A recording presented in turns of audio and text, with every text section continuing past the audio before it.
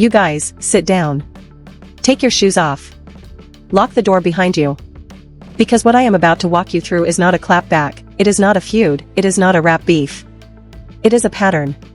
And once you see this pattern, you will not be able to unsee it for the rest of your natural life. Cardi B did not respond to Akbar like a rapper. She did not respond like a wife. She did not even respond like a regular woman who got her feelings hurt on the internet. She responded like somebody performing a ritual. A ritual she has been performing for years, on the exact same type of woman, with the exact same script, with the exact same ending. And today, on this video, we are going to pull that ritual apart line by line, breath by breath, syllable by syllable, until the whole thing is laid out on the table like evidence. Because here is the part nobody is saying out loud. Cardi B does not actually rap when she is mad. She prays. She prays bad on you. And she prays the same prayer every single time. The names change. The faces change. The skin tones, oddly enough, do not. But the prayer? The prayer is identical. Word for word. Cadence for cadence. And I am going to prove it to you in this video using her own mouth, her own clips, her own pattern. So if you are new here, hit that subscribe button right now, because we are not doing surface level today. We are not doing he said, she said. We are going molecular. We are going to the bone. Let me set the table for the people in the back who just walked in. Akbar dropped a diss track. A real one. Not a subliminal, not a story time, not a TikTok rant with a ring light. A real diss record. And the bar that did the damage, the bar that sent Cardi spiraling onto her livestream at 1 in the morning, was simple. It was not even that complicated. Akbar said, "You ain't pretty, you just petty as hell. You ain't gangster, you just tell something. You got to let that hate go. You got to let that hate go." Read it again. Slowly. Because that is not a kill shot in terms of lyricism. That is not a punchline that breaks the internet. It is a diagnosis. Akbar did not insult Cardi. Akbar diagnosed Cardi.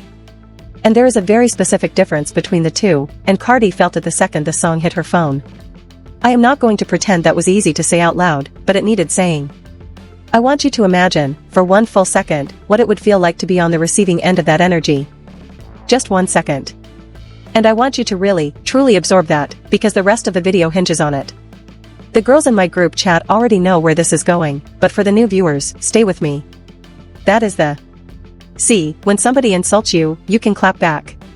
You can grab a thesaurus, you can grab a producer, you can grab a ghostwriter at 3 in the morning and you can cook up a response that puts the ball back in their court. That is how hip-hop works. That is the territory. You sign up for that the day you decide to be a rapper. But when somebody diagnoses you, when somebody looks at the patterns of your behavior and reads them back to you in 2 bars, there is no clap back. There is no comeback. There is only the mirror. And Cardi B does not do mirrors. Cardi B does spells. So instead of going into the booth, instead of going bar for bar, she went to live. She went to her phone. She opened her mouth. And out came the same incantation she has been chanting since the day she stepped into this industry. And I want you to really, truly absorb that, because the rest of the video hinges on it. Hold that thought. We will come back to it. We will come back to it harder. Listen to this part carefully. She said, "You want to know why? Because the way I am putting things together, the way I am planning things out, I am going to keep on winning. And you are literally going to die watching me win over and over and over again. Now if you banking on my downfall, it is not going to happen. It is never going to happen. I might have some bad days that you might get a low key out of, but I am never going to fall. Like I promise you. I promise you I am not your enemy. There is probably somebody out there that is preying on your downfall. But not me though. Because I do not give a what about you. So heal. Got to heal from that." The girls in my group chat already know where this is going, but for the new viewers, stay with me. That detail is going to matter in about 3 minutes, so file it away in the part of your brain that remembers things. You hear that? You hear what she did? She did not respond to a single bar Akbar said. She did not match a single rhyme. She did not address the actual content of the diss. She skipped right past the conversation Akbar was trying to have, and she went straight into the incantation. The same incantation she ran on Bia. The same incantation she ran on JT. The same incantation she ran on Latto when the wind blew the wrong direction between them. The same incantation she has been running, on a loop, on rotation, for years. You are going to die watching me win. You are going to fall. I am going to rise. Heal. Now ask yourself something, with your whole chest. Why does that line sound rehearsed? Why does it sound like she has said it before? Because she has. Verbatim. In multiple lives. Towards multiple women. All of whom share, suspiciously, the exact same complexion. That is the math. That is the receipts. That is the part where the spreadsheet starts looking less like opinion and more like documentation. And that is what I am calling the curse loop. The curse loop is not an accident. The curse loop is not a quirk. The curse loop is a habit she learned somewhere along the way that she believes works. She believes if she says it loud enough, into a phone camera, with enough conviction, the universe will hear her and arrange the chess pieces accordingly. The woman who challenged her will suffer. The woman who corrected her will fall. The woman who outrapped her will be silenced. And she will glide above all of it, untouchable, anointed, eternally winning. That is not a rap response. That is a worldview. And every time she says it, she is reinforcing it for herself first. The audience comes second. The op comes third. The therapy comes never. Hold that thought. We will come back to it. We will come back to it harder. That is the thesis of this whole video, right there, in one sentence. Tattoo it. But here is where the story actually gets juicy, because Akbar is not Bia, and Akbar is not JT, and Akbar is not Latto. Akbar said, I am not your enemy. I do not even want your downfall. I just want you to heal. And that is the line that broke the loop. Because the loop only works when the other woman engages with the curse. The loop only works when the other woman receives the energy. Akbar refused to receive it. Akbar returned to sender. Akbar said, you can keep your prayer, mama, I am not the address it was written to. And that is why Cardi has been on 100 lives in 2 days, going up and going down and going sideways, because the curse came back to the sender, and the sender does not know what to do with a curse that did not land. That detail is going to matter in about 3 minutes, so file it away in the part of your brain that remembers things. And if you have been here for a while, you already see the pattern forming. If you are new, welcome to the breakdown. Now let us talk about why this is dangerous. Because some of you are going to think this is just internet drama. Some of you are going to scroll past this and say, every rapper talks trash, what is the big deal? The big deal is this. Cardi B is not just a rapper. Cardi B is a mother. Cardi B is a public figure. Cardi B has millions of young black women watching her every move, parsing her every sentence, internalizing her every reaction. And what she is teaching them, in real time, in HD, with that little phone propped up against the lamp, is that if a woman disagrees with you, she should die. If a woman corrects you, she should fall. If a woman outbars you, she should be cursed. That is the lesson. That is the syllabus. And the kids are taking notes whether you want them to or not. And the wildest part, the absolutely wildest part, is that this is the version of the story I am willing to say out loud on camera. Let me back up. Because before we go any further, I want everybody to be on the same page about who Akbar is, because some of y'all in the comments do not even know. Akbar is not new. Akbar has been in this. Akbar has bars. Akbar has been in altercations with Cardi before. There was the airport situation. You remember the airport situation. Cardi went on the internet and told this elaborate story about how she got her lick back. She threw some headphones, she threw a hair muffler, whatever object she said she threw that day. The story changed 3 times, by the way, for those keeping score. And not one person who was there corroborated it. Not one. Meanwhile, Akbar walked off that situation with what witnesses described as a visible bump on her head. So when Cardi B fans tell you Akbar cannot fight, ask them why Akbar left a bump and Cardi left a story. Ask them. I will wait. That is the thesis of this whole video, right there, in one sentence. Tattoo it. I am not going to pretend that was easy to say out loud, but it needed saying. And while you are waiting, ask them about the rest of the receipts too. Ask them about the time Cardi said Bia would never recover. Bia recovered. Ask them about the time she said JT was washed. JT is on a sold-out tour. Ask them about the time she swore Tasha K's kids would not go to college. Tasha K's kids are doing just fine, thank you very much. The curse never lands. It just keeps getting recycled. New target, same prayer. New face, same sentence. And the fans, bless their hearts, keep repeating it like it is gospel. Like it has ever come true even once. Show me one. Show me one dark-skinned woman that Cardi B preyed on whose life actually fell apart on her timeline. I will sit here. I have got water. I have got snacks. We can wait together. And if you have been here for a while, you already see the pattern forming. If you are new, welcome to the breakdown. I want you to imagine, for one full second, what it would feel like to be on the receiving end of that energy. Just 1 second. Now this is the part where I have to talk about Tasha K, because Tasha K is woven into this story whether Cardi likes it or not. And Cardi does not like it. Cardi is in court right now, as we speak, trying to get sanctions filed against Tasha K for violating an NDA. The NDA, allegedly, says Tasha is not supposed to talk about Offset and not supposed to talk about Stefon Diggs. Now think about that for a second. Sit with it. Cardi B, hip-hop girly, queen of the clap back, sword of the comment section, took out a legal document to make sure another woman could not speak her business in public. That is not gangster. That is paperwork. And paperwork and gangster do not mix in hip-hop. They never have. And I want you to really, truly absorb that, because the rest of the video hinges on it. But the paperwork is not what is interesting. What is interesting is what Tasha K said before the paperwork came out. Tasha K said, on her show, with her chest, that Stefon Diggs had been getting other women pregnant while he was with Cardi. Multiple women. Same year. Same window. Same season. Now I will tell you something honest. I did not believe Tasha K at first. I called Tasha K a liar in my own video. I said publicly, there is no way one man, one human being, one athlete with a schedule and a calendar, gets 6 women pregnant in the same calendar year while publicly dating somebody else. It did not compute. It did not pass the smell test. My brain refused to process it. So I dismissed it. I am not going to pretend that was easy to say out loud, but it needed saying. The girls in my group chat already know where this is going, but for the new viewers, stay with me. And then Christmas Day happened. Christmas Day. The most documented day in the influencer calendar. The day where everybody pulls out their phone and shows the world what their family looks like. Stefon Diggs posted his kids. All of them. Except one. The one the fans nicknamed Baby Touchdown. And before anybody comes in the comments, no, I did not name that baby. The fans named that baby. Take it up with them. But Baby Touchdown was conspicuously absent from the lineup. And in that same Christmas carousel, there was a photo of Cardi B holding a baby. Looking down at a baby.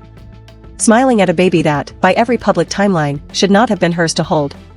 And in that moment, I had to text Tasha K and say, you were right. You were right and I was wrong and I am sorry for ever doubting you. I want you to imagine, for one full second, what it would feel like to be on the receiving end of that energy. Just 1 second. That is the math. That is the receipts. That is the part where the spreadsheet starts looking less like opinion and more like documentation. Because the math finally mattered. Stefon was doing exactly what Tasha said he was doing. While Cardi was telling the world she was tired of cheating, tired of disrespect, tired of being taken advantage of by Offset, she was, in real time, walking into the exact same situation with somebody else. And the worst part, the part that should make every woman watching this pump the brakes, is that she walked into it consciously. Eyes open. Receipts pre-printed. And now she is performing happy mother on the timeline like the rest of us did not see the receipts months ago. That is not growth. That is not healing. That is the curse loop turning inward, ladies and gentlemen. That is the prayer she has been casting on other women finally circling back to her own front door. Hold that thought. We will come back to it. We will come back to it harder.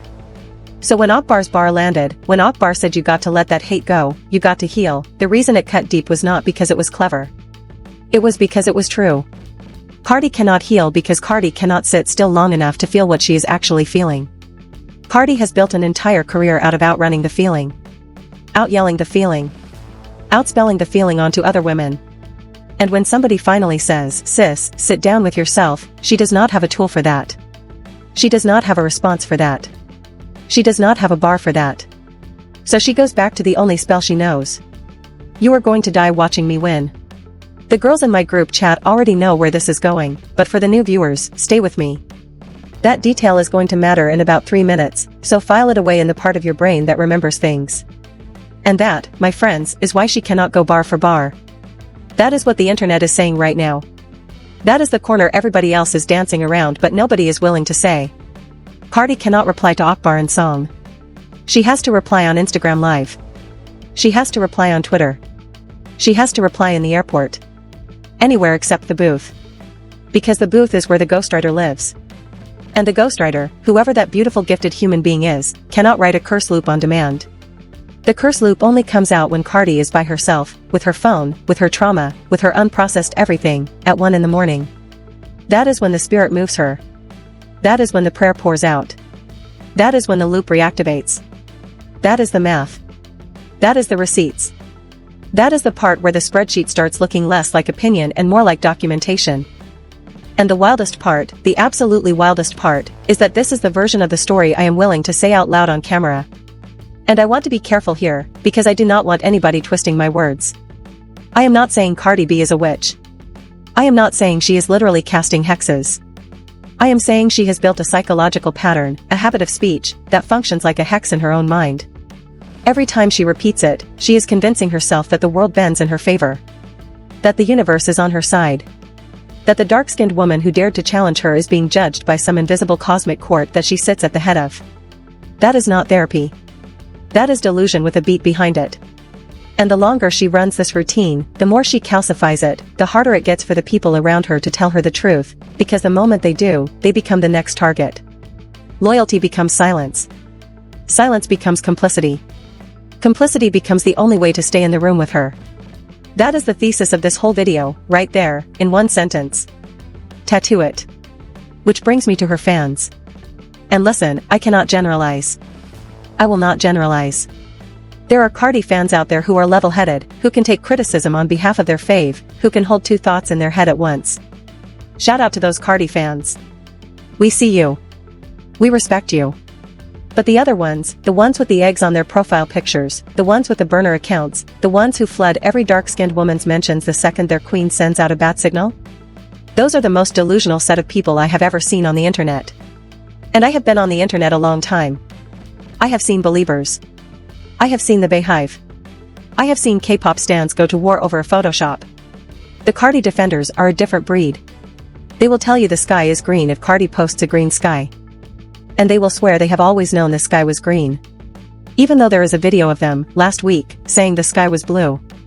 That detail is going to matter in about 3 minutes, so file it away in the part of your brain that remembers things. And if you have been here for a while, you already see the pattern forming. If you are new, welcome to the breakdown.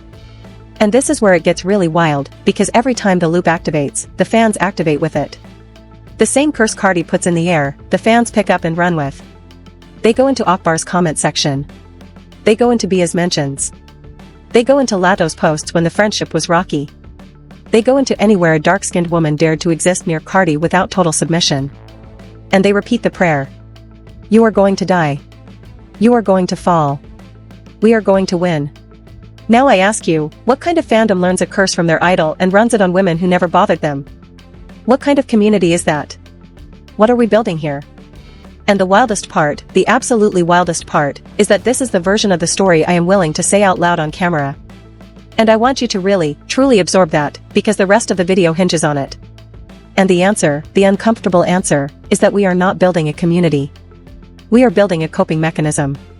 A massive, distributed, well-organized coping mechanism for a woman who has not done the work to be okay.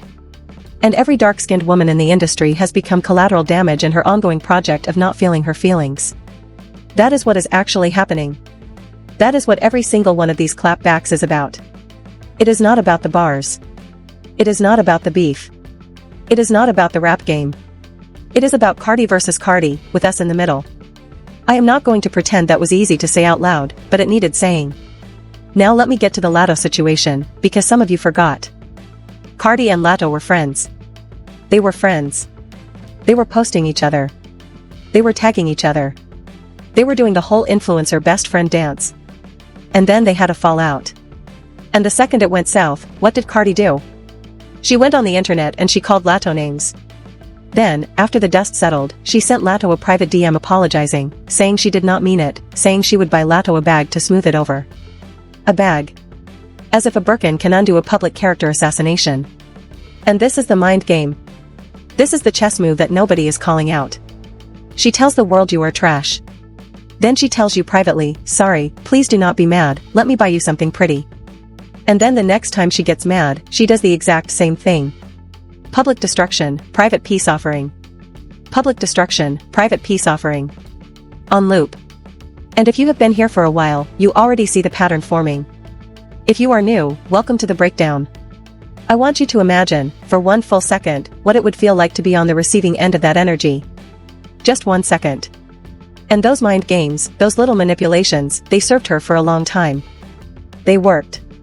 Because most women, when faced with a public attack and a private apology and a designer bag, will eventually pick the bag. It is exhausting to be mad in public.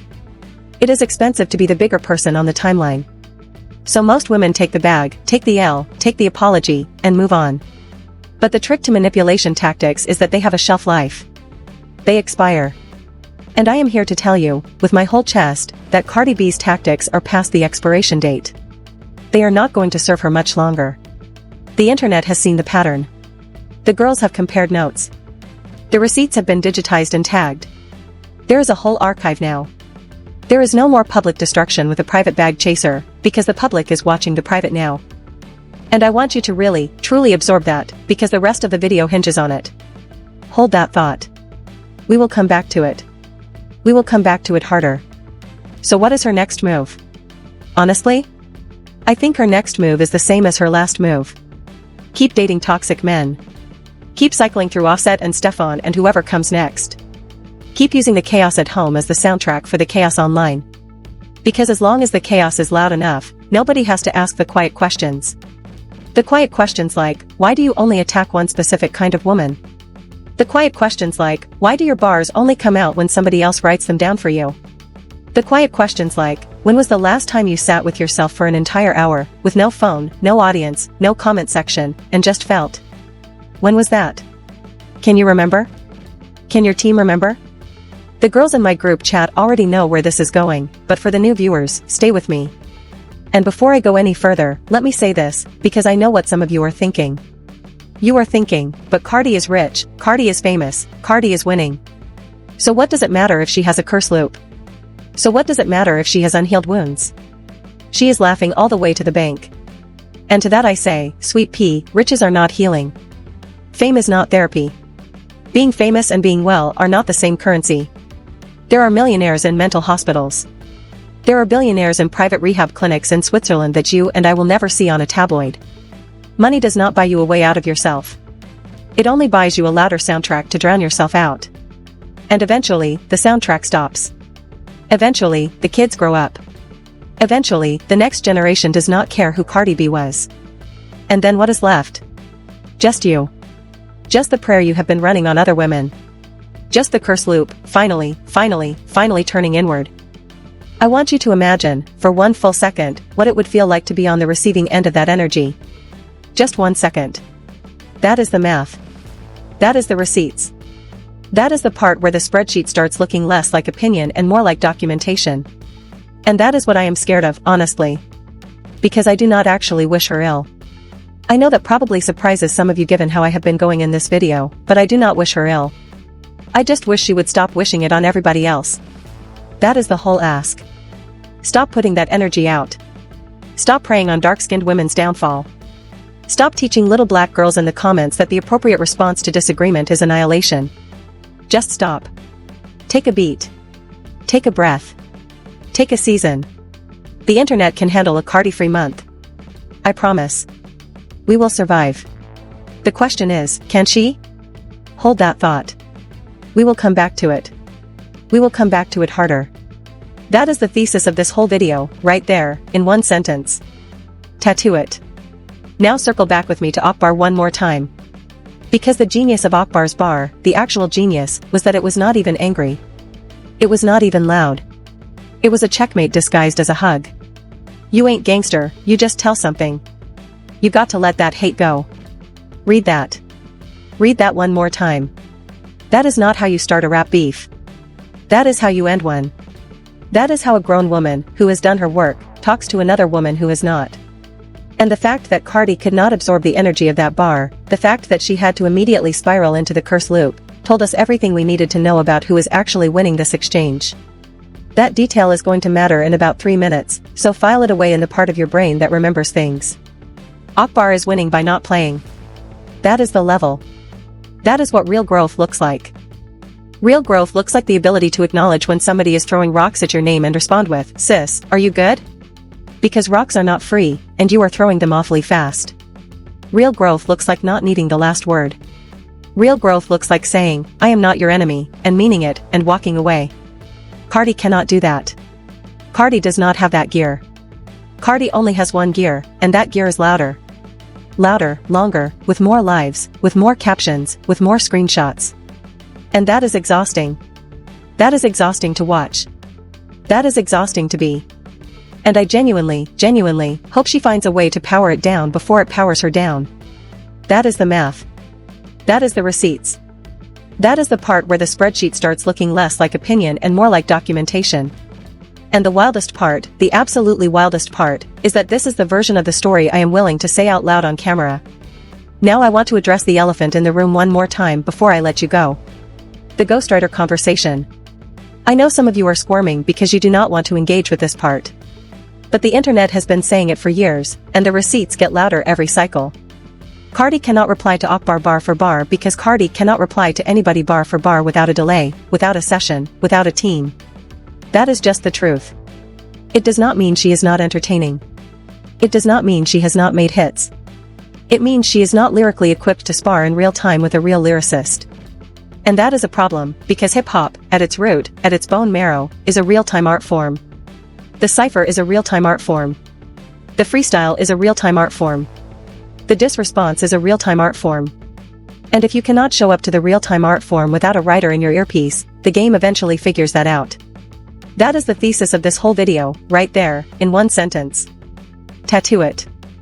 I am not going to pretend that was easy to say out loud, but it needed saying. And the game has figured it out.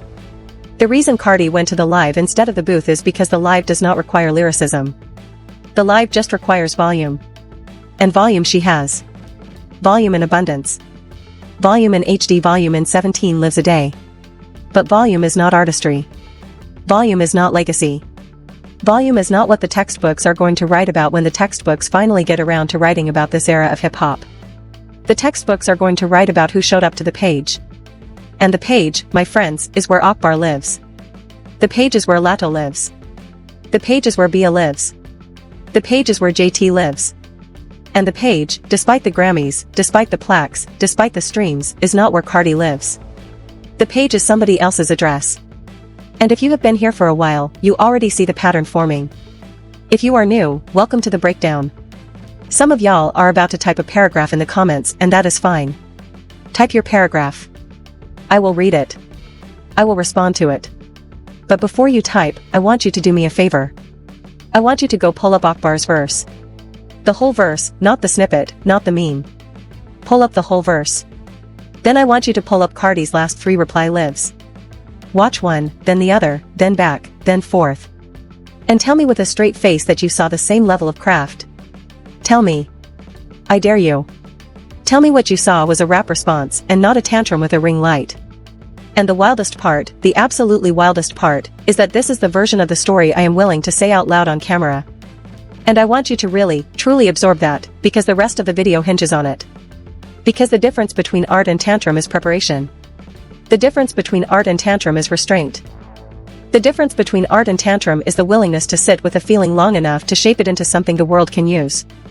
Akbar sat with the feeling. Akbar shaped it. Akbar gave us a usable 2 bars that we will be quoting next year, the year after, and the year after that. Cardi screamed into a camera lens and prayed for the destruction of a woman who outwrote her. That is not the same thing. That is not even close to the same thing. And anybody who tells you it is either lying to you or lying to themselves. Pick one. I am not going to pretend that was easy to say out loud, but it needed saying.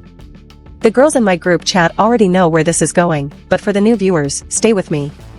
Now here is what I want for the rest of this story. I want Akbar to keep cooking. I want her to drop a follow-up.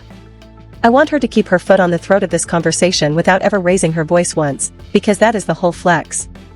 Raising your voice is what they expect. Refusing to raise your voice and still winning is what they cannot recover from. So Akbar, if you are watching this, and Akbar, I see you in my comment section sometimes, so I know you might be, keep going. Keep being unbothered out loud. Keep being skilled in writing. Keep being mature in real time. Because you are showing every dark-skinned woman in this industry that the curse does not have to land. That you can return the energy to the sender. That you can refuse the prayer. I want you to imagine, for one full second, what it would feel like to be on the receiving end of that energy. Just 1 second. And to the dark-skinned women in the comment section who have ever, even for a second, internalized one of Cardi's curses. Who have ever, even for a second, scrolled past one of those lives and felt smaller. Who have ever, even for a second, wondered if maybe she was right. Let me look you in the digital eye and say this. She was not right. She has never been right. Not once. The prayer has never landed because the prayer was never about you. It was always about her. It was always her trying to convince herself that she was bigger by making you smaller. And the prayer fails every single time because you have never been small. You have never been the curse. You have always, always, always been the answer to somebody else's prayer. Just not hers. Hers is a closed loop. Hers is a one-woman service. Hers is between her and her mirror, and your name was never on the guest list. And I want you to really, truly absorb that, because the rest of the video hinges on it. Hold that thought. We will come back to it. We will come back to it harder. So heal, Cardi. Heal in private. Heal with somebody licensed. Heal with somebody who has letters after their name and a couch in their office and a willingness to ask you the hard questions. Heal off camera. Heal off the timeline. Heal in the long, quiet, ugly way that healing actually happens. Because the way you are doing it right now, with the lives and the curses and the dark-skinned women you keep recycling into villains, is not working. It has never worked. It will never work. And the longer you keep at it, the more you confirm that Akbar's 2 bars were not a diss.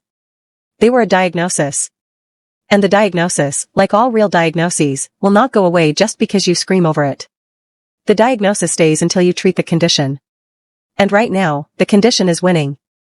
The girls in my group chat already know where this is going, but for the new viewers, stay with me.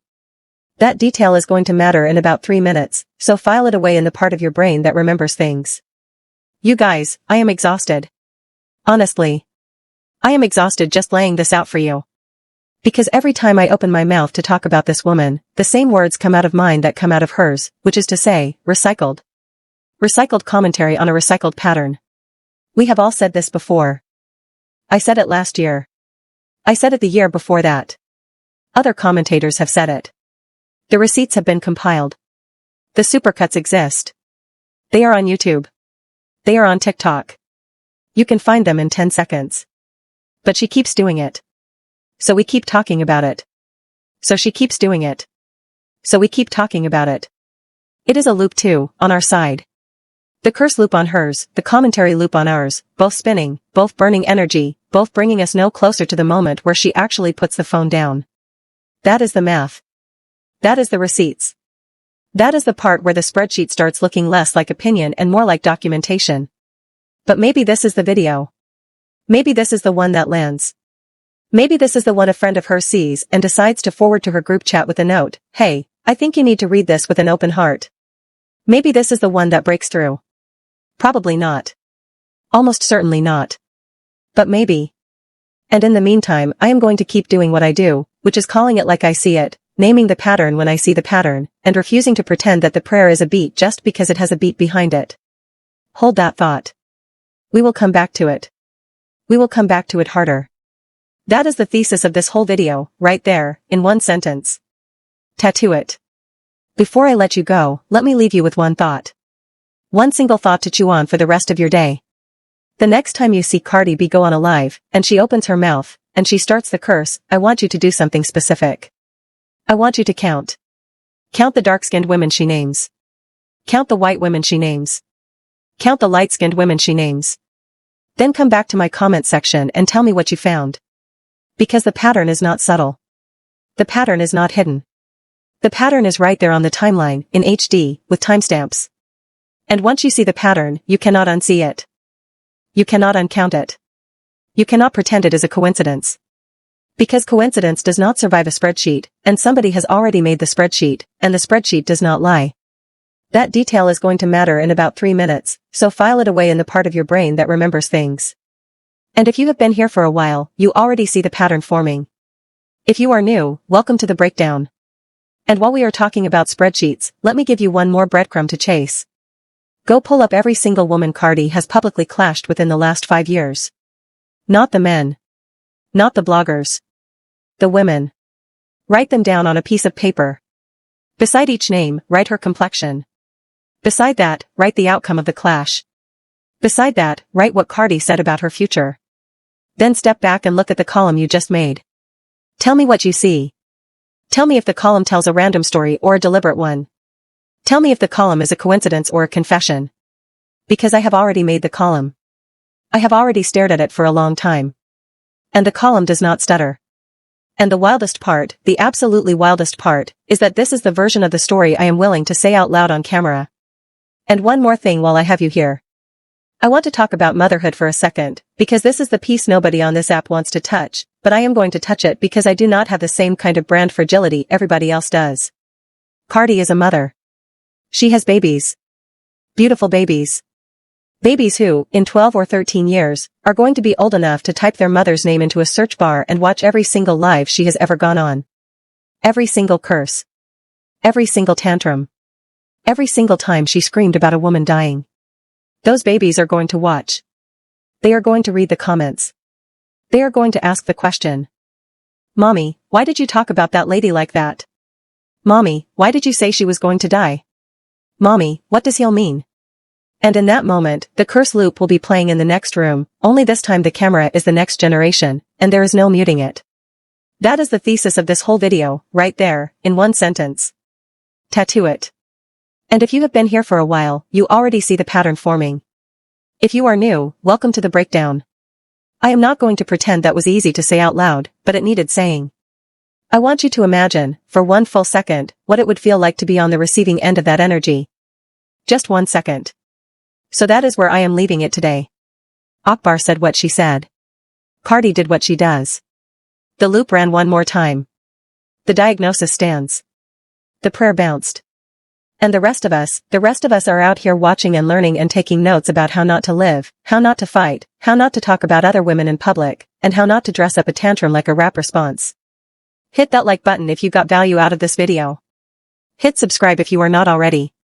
Drop a comment with the name of one woman Cardi B preyed on whose life actually fell apart on her timeline, and I will personally read every comment, I will personally fact check every comment, and I will personally come back to do a follow-up with the receipts. Because the receipts are the only currency that matters now. The receipts are the only currency that has ever mattered. And the receipts, my friends, say what they say. Peace.